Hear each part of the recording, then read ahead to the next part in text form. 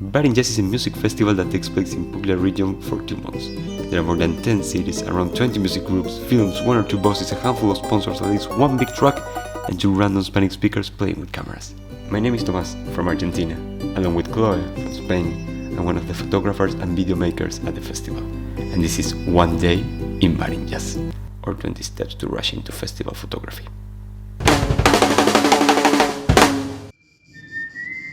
The day begins in the morning, also known as this time between 11 and 14. The more you prepare then, the less you do in the evening. First of all, fill your backpack completely. A mic, rolls, a memory card, a notebook, stand, keys, sunscreen, camera cover, charger, tissues, mask, headphones, bandage, your notebook, your camera, and of course, water. The first coffee in the morning goes awesome with pre-editing the montage, so you don't have to stress about your battery life or lack of internet during every venue. Around midday, it's key to remind your boss every day that you are actually working every day and need a way to get there. Or not. But let's say you do and get to the most important part to avoid stress. Having a beautiful snack for the evening. Or, for the walk to the pickup point. Some of the locations in Bari Jazz are in fact pretty far from Bari, so we go there quite early. Chloe and I walk 20 minutes to the spot, then we wait or hope for someone to pick us up. The roads, even the towns, are always different. It's a big opportunity to see all the region, even the stage is cool. Whoa, hey, truly! On the other hand, remember we were going early? Well, then there's a nice hour of waiting again, and maybe arranging some chairs. It's also common to listen to Benvenuti! a lot. At the beginning of the evening, there's the soundcheck, the perfect chance to go on stage and get the musicians uncomfortable with close-ups.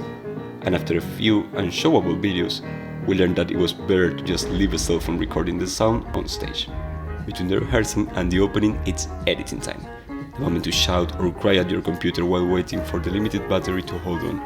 And of course, to check if Bari Jazz has a new sponsor, even if 3/4 of the video is already full of it.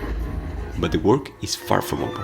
At 9, the metaphorical doors open and it's time to change your equipment, attach the microphone you so desperately needed, and go fishing.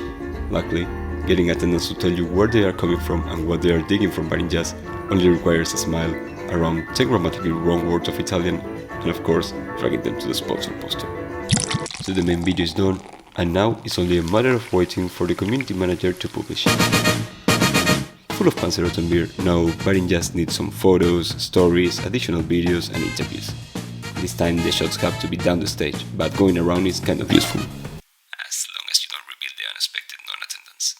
Once the concert is over, the turn to go home is a roulette.